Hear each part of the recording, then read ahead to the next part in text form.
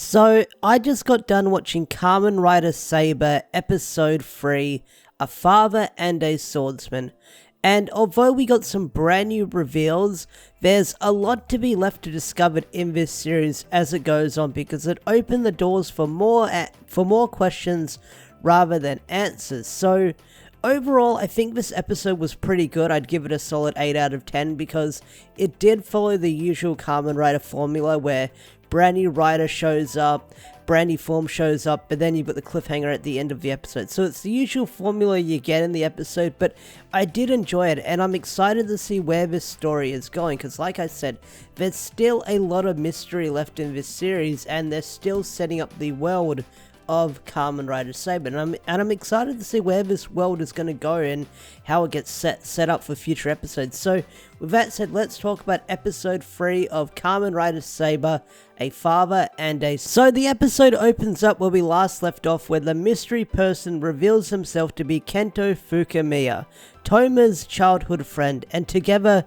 they looked for the Touma emeralds. No, I'm only kidding. So these two go way back apparently, and it took Touma a while to remember who this person is, and apparently they played a lot of make-believe and imagination before as they read books and stuff like that, but they don't dive too far into it, mostly because Touma doesn't have the best memory, so he can't really remember everything about his friend. But apparently they go way back, and it's later revealed in that episode that maybe Kento had something to do with that event all those years ago. So whatever that means, because he's got some sort of remorse that he wasn't able to help on that day. So I have no idea what that means, but he has some sort of connection to the flashback that we keep seeing Touma having every couple of episodes. So Kento is a big mystery right now, and I was expecting him to have some sort of rider transformation this episode, but that's not the case. It doesn't seem like he's going to have a rider transformation this episode, but maybe in the next episode. But we did get a brand new rider, Kamen Rider Buster, and oh boy, is his design really fucking cool looking. His sword is fucking amazing, because he's got a big old Buster sword, like a giant sword that you see in Final Fantasy or Berserk. I think it is a gun sword. I'm not entirely sure, but I think you could say it's a gun sword because it fires off something, but it kind of looks like a gun sword, but it's a giant Buster sword that you see in Final Fantasy and Berserk and stuff like that. And stuff like that is always cool for me. I'm a big fan of Berserk.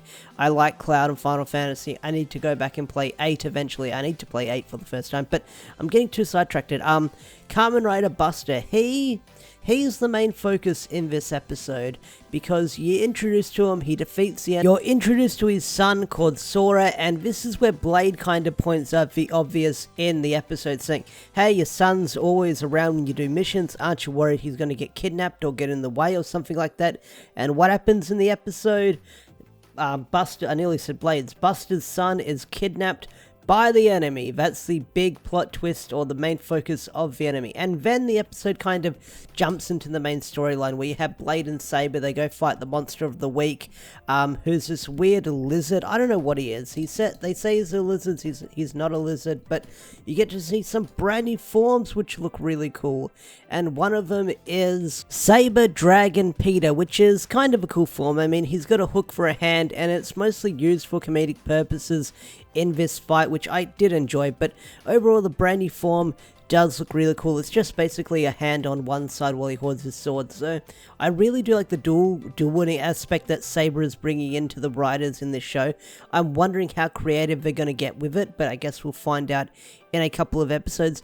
And then we also get Blade Lion Fantasia, which is Blade using the Peter Pan book, and he's using it more effectively. So yeah, we got two brand new forms with the same book, but you get to see the different outfits or forms they take with it, because they're able to use the same book and they'll take on like different aspects of the costume, but whoever's able to use it more effectively and stuff like that. So it looks like the Peter Pan book is more easily suited for Kamen Rider Blade rather than Saber. Although I did get a laugh out of how Saber used the power where he hooked himself in the bad guy and they just kept knocking themselves into each other. That got a couple of laughs out of me. So the episode ends with Kamen Rider Buster showing up, destroying the monster, and you think everything's going to be okay. The monster's destroyed, everything's going to go back to normal, because when they destroy the monster, the world goes back to normal, but that's not the case, and Kamen Rider Buster's son is still missing out there, mostly because what I didn't go over at the start of the review, the monster that was summoned at the start of the episode was placing these books around the city.